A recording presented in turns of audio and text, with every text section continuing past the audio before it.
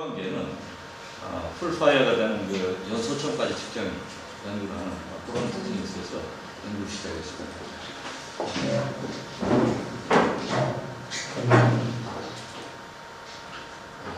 발표 앞서서 고찰을 잠깐 말씀드리면은 나중에 수어론하고 인하점 연구, 폐그 개방식 인하점 예측, 실험에 대한 것, 결과물 고찰 결론 순으로 말씀드리겠습니다.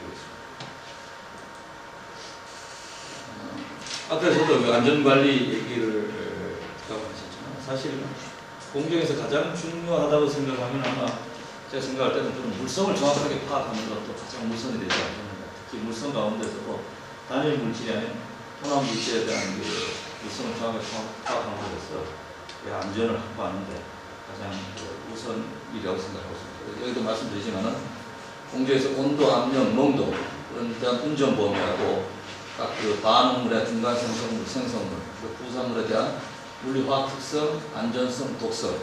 최근에 우리 그 안전화학부에서는 그 물질의 소화 방법까지 논하고 있습니다. 그래서 이런 것들을 취급하는 데 있어가지고 부주의에 따른 아까도 사고 그 사례가 있었지만 화재 폭발, 유해물질 위축이 발생되고 있습니다. 최근에 이게 데이터베이스 작업이 우리나라에서도 하고 있고 외국에서도 하는데 특히 그 미국 DRPPR에서는 화재 폭발 특성치로 폭발 상하한계, 인하점, 최소 발화, 온도, 연소율. 제가 조사한 바로는 16가지. 끓는점, 녹는점, B점 이런 거 하면 화염 온도까지 하면 물질이 한 16가지 정도를 그래도 그 물성치를 알고 있어야지만 정량적 평가를 하는 데 많은 보탬이 되지 않는가. 일단 그 화재 폭발 특성으로는 5가지가 되어 있고 여기에 이제 하나 좀 덧붙이면 최소 발화 에너지라는 것이 좀 최근에 화염을 일으키는 발화원으로서 연구가 많이 되어 있습니다. 제가 생각할 때는 순수 물질은 데이터도 많이 나와 있고 또 데이터가 없을 때는 순수 물질의 자료를 이용해서 우리가 내석이나 외석법을 통해서 예측 가능하지만 혼합물은 이런 이론 연구와 실험 연구가 같이 병행돼야 되지 않겠나 싶습니다. 그래서 제가 제 연구실에는 지금 3가지 파트로 나눠서 연구를 하고 있습니다. 인하점하고 자연 발화 장치는 2개 있습니다. 폭발 한계 장치는 국내에서 만든 장치는 신뢰성이 약해서 생활하지 않고요. 파이퍼의 회사를 한 1억 정도 된답니다. 이런 장치는 구입이 어려워서 이론적으로 연구를 하는 분야입니다. 그 중에 이제 인하점은 이번에 사용했던 ASTM 1310 과거에 우리가 사용했던 것은 변식 마틴 1표식 장치. 최근에는 세타 플래시 2ml를 넣어서 측정하는 장치. 이 중에서도 이거 리스트를 한번 내려가 보시면 아시겠지만 이 데이터를 매뉴얼로 하는 것은 밑에 있으냐 오토로 하는 장치인데 이 장치가 매뉴얼과 오토가 2개가 나눠져 있기 때문에 또 거기에 대한 연구도 한 3, 4도씩 차이가 나니까 그런 어떤 데칸에 대한 연구도 수차 자료를 제시하고 또 어떤 것이 정량적으로 중요한 자료인가를 연구한 분야도 있습니다. 그래서 하여간 일본에서는 야구가 유생이 잘 구하는 유통법 인하점 장치였습니다. 그래서 본 연구에서는 사실 초록에는 한 시스템만 했는데 하나를 더 실험을 했습니다. 노말 프로파놀과 노말 프로페놀 게시드, 부타놀과 프로페놀 게시드를 이제 개방 장치를 통해서 인하점과 연소점을 측정하였고 인하점에 대해서는 용액 연력학을 도입해서 이론값과 비교해 보았습니다. 많은 혼합물이 있지만은 다양하게 다 측정을 이제 4개 정도로 해서 개방되라. 계속 늘려가겠지만 이런 자료가 쌓인다면 예측 방법의 신뢰성을 높일 수 있지 않겠는가. 앞으로 이제 저희들이 자료가 더 쌓이면은 계속 발표하겠습니다만 기초 자료를 제공하고 제시된 방법론이 바로 측정을 못했을 경우 현재에서 알아야 될 경우에는 이런 방법을 통해서 어느 정도 예측치로서 사용이 가능하지 않겠나 하는데 그 목적을 두고 연구하게 되었습니다. 그래서 제가 연구 한 10년 정도 지금 계속 하고 있는데 그래서 문헌을 과거 1912년서부터 OIT라는 벌써 90년, 100년 전부터 인하점 연구를 해오고 있습니다. 폭발 한게 200년 전부터 연구를 해왔는데 최근으로 봐야 되겠죠. 아펜스라는 연구자가 예측 순수 물질과 혼합 물질 인화점 예측이 있고요. 또 퓨변경만도 세타 프레시 밀폐식을 통해서 연구하고 있습니다. 근데 이런 그 연구 그 데이터나 그 이런 조금이 틀려지는 이유는 장치가 자꾸만 바뀌더라 이거죠. 사실 그 ASTM 기준인데도 불구하고 히팅하는 방법이라든지 조금씩은 장치 바뀌는 데서 데이터 차이가 있는 것으로 보고 있습니다. 이건 굉장히 그 나름대로 중요한 문헌으로 보고 있는데요. 인화점을 실험하지 않고 프로 컨트리뷰션 메소드를 통해서 유니평법을 이용해서 인화점을 예측을 한 연구 방법, 연구들을 시작하고 있습니다. 그 다음에 뭐 저도 그 몇 가지 그 RSM을 이용해서 피딩에서 한번 연구해 봤고요. 한리도 인화점 예측식을 1998년에 저는 그 유통법 장치를 이용해서 인화점 상하부 인화점을 측정해 받았습니다. 또 미첼은 이런 자료를 이제 인화점 뭐 아시는 분 많지만 한 그 산업용에서 많이 쓰는 것만. 근데 쉬라는 그런 연구자는 실난 게 한 200개 모아가지고 어느 정도 인화점을 예측한 연구들도 있습니다. 그다음 존스라는 연구자는 호미게이시드하고 아민을 버터라는 그 호미게이시드에 대해서 오늘 뒤에 말씀드리겠습니다. 심지어 그 실험 장치별로 30도의 차이가 나니까 한 물질에 대해서 연구를 해가지고 저널 사이언스 SCI에 한 2페이지에 논문을 기고한 그 최근 논문도 있었습니다. 저도 연구가 지금 계속하고 있고요. 미백에 대해서. 그래서 저는 그 이번에 개방식 그 인화점을 통해서 실험을 통해서 예측을 한번 해보았는데 이상용이라고 가정했을 때 라우레 법칙과 비이상성용은 활동도 계수를 해봤습니다. 그래서 이건 뭐 제가 만든 이론은 절대 아니기 때문에 말씀드립니다. 1978년에 개방된 연구 발산이라는 연구자가 이 이론을 제시를 했더라고요. 그러면 이 이론을 통해서 제 데이터가 어느 정도 맞는 건지. 그리고는 뭐 연구 분야입니다. 이 1.25호수인데 분자량의 1.25호수. 우리가 오늘 포스터 발표했지만 약 1.8승이 나오더라고요. 그 당시 1.25호수. 우리는 이걸 지금 이용을 해서 데이터로 예측을 해봤습니다. 인화 지표인 요 I를 이용을 하고 그 다음 I를 이상형일 때는 그와 같이 라우레 법칙을 적용했고 비이상형일 때는 활동도 계수를 적용해서 계산을 할 수 있습니다. 그래서 활동도 계수는 뭐 연료 관측에 다 아시지만은 이성분계는 반나나 뭐 마규식도 가능합니다. 윌슨식을 사용을 할까 했는데 큰 차이가 없어서 반나식을 사용해 다성분계로 갈수록 윌슨식이나 유비캅 그런 것을 이용해서 실험체 예측치를 비교할 수가 있습니다. 어쨌든 이런 식으로서 반나식을 이용했습니다.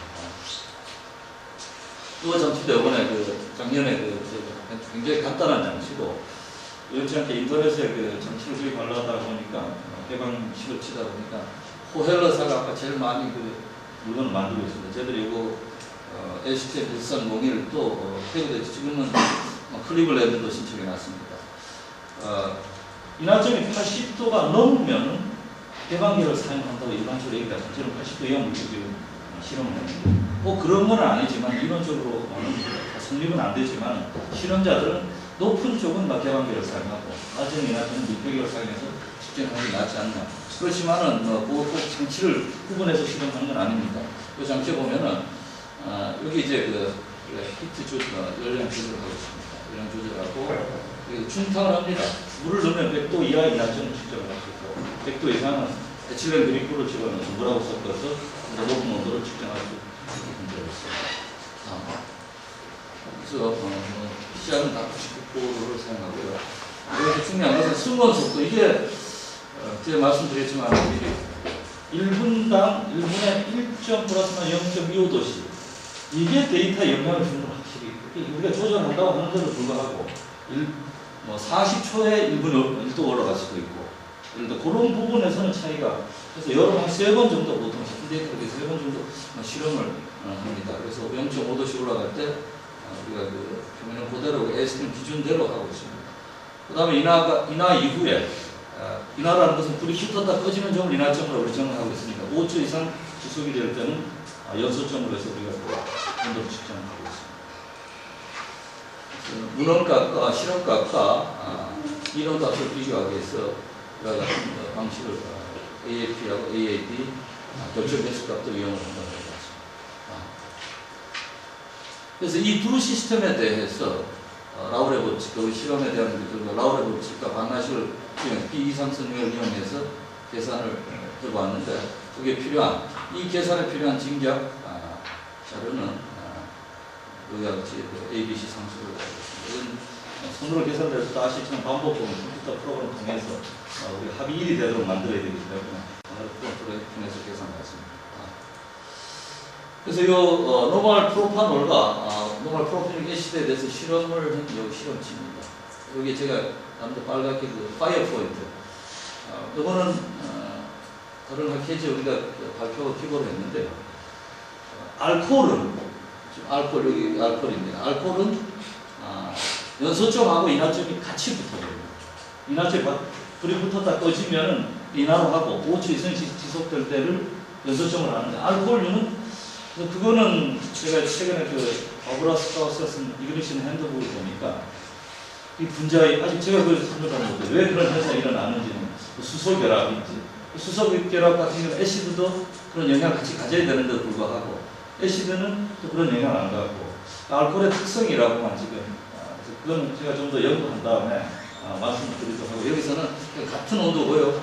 애시드 같은 경우는 59도에서 인화가 되고 불이 붙었다 꺼졌고 65도에서 5초 이상 지속되는 연소점을 찾게 되었습니다. 저희가 실험치하고 라우레 법칙의 그 알사람이 제시한 그런 그 이론식을 대입해 봤을 때 반나식에서 한 2도 정도의 데비에이션이 있는, 비이상성력이 약간 좀 더 맞는 그 시스템에서 나타나고요.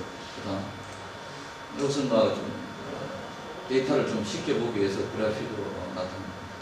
큰 차이는 없지만은 하여간 이 비이상성력을 적용했을 때 실험치가 좀 가까이 나왔습니다. 이것은 좀 더 정확하게 이론과 같더라고요. 부탄올과 노멀 프로피닉 애시드는 거의 그 0.7, 우리 실험 데이터하고 이론치가 0.76도에, 제가 앞에 말씀드렸지만 이 개가 현재에서 많이 사용하지 않을 수 있죠. 다른 개를 혹시 적용을 한다면 이런 방식으로서도 예측이 가능하지 않겠냐. 실제는 모든 것을 실험해서 찾는 것이 가장 타당하지만 실험이 혹시 조건이 안 됐을 때는 이런 예측식을 통해서 프로그램의 조성하고 활동도 개수만 쳐놓을 수가 있고 순수 물질뿐만 아니면 우리가 어느 정도 예측이 가능한 것으로 나타나고 있습니다. 또 거의 그 민원값과 실험값과 예측값이 일치하는 것으로 나타났습니다. 아니요, 결론을 말씀드리겠습니다. 이 두 시스템에 대해서 해외 개방식 장치를 이용하여 인화점과 연소점을 측정한 결과 다음과 같은 결과를 얻었습니다. 조금 차이가 많지는 않지만 두 시스템 역시 안나 비활동도 개수로 적용했을 때 조금 더 일치하는 것이죠. 이 두 개를 보면은 제가 생각할 때는 알코올과 애시드가 수소 결합하는 비극성 물질로서 거의 이상용에 따를 것으로 예측이 됩니다. 일반적으로 우리가 그 연력간에는 용액을 공부하시는 분들은 거의 이상용에 가까울 것으로, 여기서도 보니까 비활동도 개수를 집어넣어도 큰 차이가 없는 것은 아마 제가 생각하는 그런, 만약 물을 집어넣는, 물하고 다른 물질 집어넣으면 다른 형태, 좀 더 잘 맞고 덜 맞는 이런 그 관계를 가질 수 있지만 이런 차이를 보였고요. 앞에도 말씀드렸지만 우리가 이 두 개를 통해서 다 그 결론 내릴 수는 없지만 앞으로는 그 풀파이어라든가 개방기 어떤 그 혼합물의 특성을 연구하는데 사용할 수 있는 예측 모델로 전개하였습니다. 그 다음에 두 물질에 대한 인화점과 연소점은 각각 알코올은 28.5도, 40.5도에서 같이 온도가 나온 반면에 노멀 프로피닉 애시드는 인화점 59도, 연소점은 65도를 찾았습니다. 그래서 이런 자료가 우리가 그 공정에서 그나마 안전을 확보할 수 있는 기초 자료 내지는 연구할 수 있는 자료로 제공하는 것 보는 목적이 있습니다. 아까 우리 순수 물질은 아니지만 포믹 애시드 같은 경우는 여기 조금 덧붙이면 순수 물질인데 지금 NFA나 시그마의 그런 그 CRC 같은 경우는 70도를 지금 모두 쓰고 있습니다. 그런데 우리가 개방계로 측정해봤더니만 52도 값이 나왔거든요. 그래서 제가 다른 학회에 안전학회 투를 하면서 이것은 좀 고려해봐야 될 문제가 아닌가. 70도를 지금 모든 행동에 나와 있지만 좀 더 연구를 해봐서 안전을 확보한다면 정확한 데이터를 사용하는 것이 현장에 안전을 확보하는데 좀 낫지 않는가 하는 내용과 관계는 없지만 말씀드리면서 제 여러분 마치겠습니다.